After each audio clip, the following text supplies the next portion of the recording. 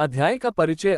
अध्याय इंडिगो में लेखक ने चंपारण के गरीब किसानों के लिए गांधी के संघर्ष का वर्णन किया है, जिन्हें अपनी फसल को ब्रिटिश बागवानों के साथ साझा करना था। इसने उनके जीवन को दयनीय बना दिया क्योंकि उन्हें एक समझौते के अनुसार इंडिगो उगाने के लिए मजबूर किया गया था। इंडिगो पाठ का सारांश। इंडिगो समरी इन हिंदी। लुई फिशर द्वारा लिखित कहानी इंडिगो गांधी जी के चंपारण के गरीब किसानों के संघर्ष को बयान करती है। किसान ब्रिटिश बागान के साथ हिस्सेदारी करने वाले थे। एक पुराने समझौते के अनुसार किसानों को 15% जमीन पर इंडिगो का उत्पादन करना था और इसे मकान मालिकों को किराए के रूप में देना था। 1917 के आसपास यह बताया गया कि जर्मनी ने सिंथेटिक इंडिगो विकसित किया था, इसलिए ब्रिटिश प्लांटर्स अब इंडिगो की फसल की इच्छा नहीं रखते हैं। किसानों को पुराने 15% समझौते से मुक्त करने के लिए उन्होंने उनसे मुआवजे की मांग की। अधिकांश अनपढ़ किसान इससे सहमत थे, हालांकि अन्य ने इनकार कर दिया। अदालत जाने के लिए वकील लगे हुए थे। उस समय राजकुमार शुक्ला एक शेयरक्रॉपर के अनुरोध पर गांधी जी चंपारण में दिखाई दिए। उन्होंने गरीब किसानों के लिए 1 साल तक लंबी लड़ाई लड़ी और उनके लिए न्याय पाने में कामयाब रहे। किसानों को अब हिम्मत मिली और वे अपने अधिकारों के प्रति जागरूक हुए। राजनीतिक और आर्थिक संघर्ष के साथ साथ गांधी जी ने सामाजिक स्तर पर भी काम किया।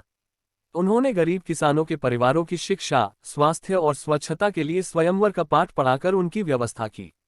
यह भारतीय स्वतंत्रता के लिए संघर्ष को आगे बढ़ाने के तरीकों में से एक था। इंडिगो सारांश 2 इंडिगो समरी 2। यह कहानी 1916 में स्थापित की गई थी, जहां गांधी चंपारण के गरीब किसानों के झुंड की मदद के लिए कदम बढ़ाते हैं। यह बताता है कि उन्हें न्याय और समानता लाने के लिए उन्होंने किस तरह संघर्ष किया। इस प्रकार यह चंपारण के अधिकांश कृषि योग्य भूमि से शुरू होता है, जो एक बड़ी संपत्ति में विभाजित होता है। संपत्ति के मालिक अंग्रेज हैं और मजदूर भारतीय किराएदार हैं। हम सीखते हैं कि इस भूमि पर मुख्य वाणिज्यिक फसल इंडिगो है। इसके अलावा हम यह भी देखते हैं कि मकान मालिक सभी किराएदारों को अपने इंडिगो का 15% संयंत्र लगाने और पूरी फसल किराए के रूप में जमा करने के लिए मजबूर करते हैं। ऐसा करने के लिए किराएदार एक दीर्घकालिक समझौते के तहत हैं। हालांकि जर्मनी ने सिंथेटिक इंडिगो विकसित करना शुरू कर दिया है। इस प्रकार अंग्रेजों को इंडिगो की फसल की आवश्यकता नहीं है। इस प्रकार गरीब किसानों को उनके 15% के समझौते से मुक्त करने के लिए वे मुआवजे की मांग करने लगते हैं। जबकि कुछ अशिक्षित किसान इस पर सहमत थे, दूसरे सहमत नहीं थे। इस प्रकार हम नोटिस करते हैं कि शेयरधारक में से एक, राजकुमार शुक्ला, गांधी के साथ बैठक की व्यवस्था करते हैं। वह उन्हीं मुद्दों के लिए उनसे मिलता है और गांधी से आग्रह करता है कि वे लंबे समय से हो रहे अन्याय को समाप्त करने के लिए जगह का दौरा करें। गांधी सहमत हैं और बिहार में पटना के लिए एक ट्रेन चलाते हैं। उसके बाद राजकुमार शुक्ला गांधी को वकील राजेंद्र प्रसाद के घर जाने में मदद करते हैं। जैसे ही गांधी कपड़े पहनते हैं, नौकर उन्हें गरीब किसान समझने लगते हैं। इस प्रकार गांधी ने किसानों को किसी भी न्याय दिलाने की कोशिश करने से पहले योजना बनाई। ऐसा इसलिए है क्योंकि ब्रिटिश सरकार किसी को भी सजा दे रही है जो राष्ट्रीय नेताओं या प्रदर्शनकारियों को रख रही है। इस प्रकार जब गांधी जगह में पहुंचे, उनके आगमन और मिशन की खबर जंगल की आग की तरह पूरे शहर में फैल गई। इसके परिणामस्वरूप उनके समर्थन में बड़ी संख्या में वकील और किसान समूह सम्मिलित हुए। नतीजतन वकीलों ने स्वीकार किया कि आरोप एक गरीब किसान के लिए काफी अधिक और अनुचित है।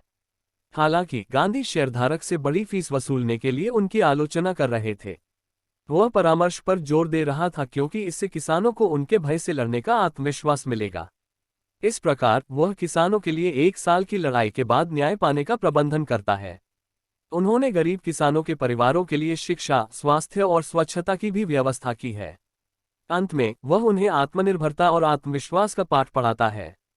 संक्षेप में हम सीखते हैं कि गांधी जी ने न केवल भारत को मुक्त करने में मदद की, बल्कि हमेशा से अपने देशवासियों की भलाई के लिए काम कर रहे थे। पाठ में मुख्य पात्र राजकुमार शुक्ल। राजकुमार शुक्ल एक गरीब शेयरधारक थे जो ब्रिटिश जमींदारों का शिकार थे। यद्यपि वह अनपढ़ था, लेकिन वह ब्रिटिश जमींदारों के अन्याय के खिलाफ लड़ने के लिए दृढ़ था और उनसे लड़ने के लिए वह गांधी जी से मिलने के लिए उनकी मदद लेने के लिए जाता है। राजकुमार शुक्ल की वजह से ही गांधी जी बिहार के चंपारण गांव आए थे। बाद में ब्रिटिश जमींदारों के साथ यह संघर्ष भारत की स्वतंत्रता की लड़ाई में एक महत्वपूर्ण मोड़ बन गया। चार्ल्स फ्रीर एंड्रूज एक अंग्रेजी शांतिवादी थे जो गांधी के एक समर्पित अनुयायी बन गए। वह फिजी द्वीपों के दौरे पर जाने से पहले गांधी से विदाई लेने आया था। गांधी के वकील मित्रों ने उन्हें लड़ाई में बने रहने और उनकी मदद करने के लिए जोर दिया, लेकिन गांधीजी ने यह कहते हुए दृढ़ता से विरोध किया कि उन्हें युद्ध जीतने के लिए किसी अंग्रेज पर भरोसा नहीं करना चाहिए। महात्मा गांधी मोहनदास करमचंद गांधी, जिन्हें महात्मा गांधी के रूप में जाना जाता था, एक अत्यधिक बुद्धिमान और बोधगम्य व्यक्ति थे। उनके मूलभूत सिद्धांत अहिंसा और आत्मनिर्भरता थे। देश के विकास के लिए उनका पूरा राजनीतिक अभियान इन दो सिद्धांतों पर आधारित था।